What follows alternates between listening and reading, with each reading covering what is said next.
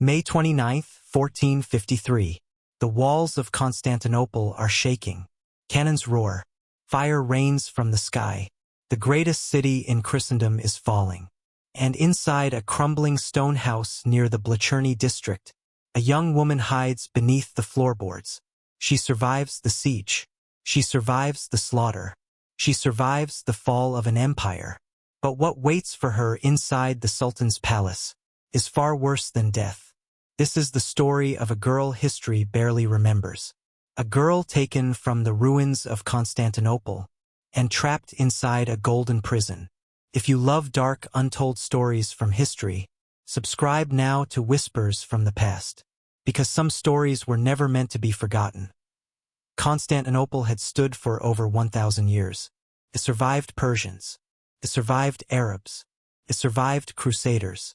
But in 1453, the young Ottoman Sultan Mehmed II had one goal: to conquer the city once and for all. For 53 days, his cannons pounded the walls. The massive bombard, built by a Hungarian engineer, tore through stone that had protected emperors for centuries.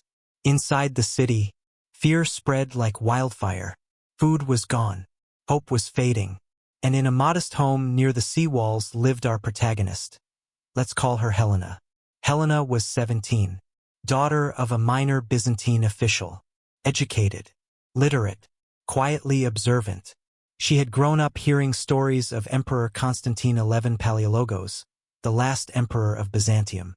She believed the city was protected by God, until the cannons began. Before dawn on May 29th, the final assault began. Ottoman soldiers surged through a damaged gate. The emperor removed his imperial robes and charged into battle. He was never seen again. The city collapsed into chaos. Homes burned. Churches were looted. Families were separated forever. Helena and her mother hid beneath wooden planks in their home. For hours, soldiers stormed the streets. Screams echoed. And then, silence. They thought it was over. It wasn't. The door burst open. Ottoman soldiers found them. Her mother was dragged away. Helena was bound in rope. And like thousands of others, she became spoils of war. Captured women were sorted. Young, healthy, beautiful. Helena was placed in a guarded group. Not for the markets, but for the palace. Because Sultan Mehmed II had ordered something specific. The most promising captives were to be sent to the imperial harem. Helena had survived the siege, but she was entering something far more complex: the Ottoman court. She arrived at the heart of Ottoman power. The palace that would later be known as Topkapi Palace. To the outside world, it was magnificent. Golden tiles, marble fountains, perfumed gardens. But inside the harem, it was a prison. Hundreds of women, many captives like Helena, all competing for survival. The rules were strict: obedience, silence, transformation. They were given new names, new religions, new identities. Helena was renamed Hurrem, her past erased in a single day. Life inside the harem was not constant cruelty. It was something worse: uncertainty. Women rose in rank based on favor.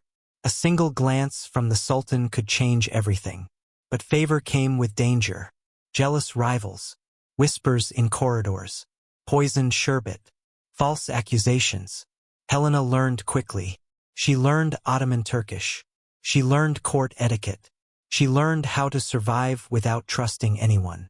But survival came at a cost.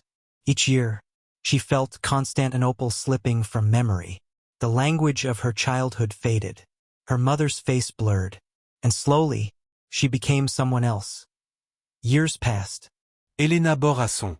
That should have secured her future. Instead, it made her a target. In Ottoman succession, brothers killed brothers. Mothers fought silent wars to protect their children. And palace intrigue was deadlier than any battlefield. Helena survived the siege. But now she lived inside a system where love was political and motherhood was dangerous. Helena never saw Constantinople as a Byzantine city again. It became Istanbul. The empire she once feared became her world. She survived. But survival is not always freedom. The siege lasted 53 days. Her captivity lasted a lifetime. History celebrates conquerors, but it rarely whispers about the women who survived them. If this story moved you, if you felt the walls fall, if you felt the silence of the palace, subscribe to Whispers from the Past. Because history is not just about kings and battles. It's about the forgotten. And next week, we uncover another story they tried to bury. Until then, listen closely. The past still whispers.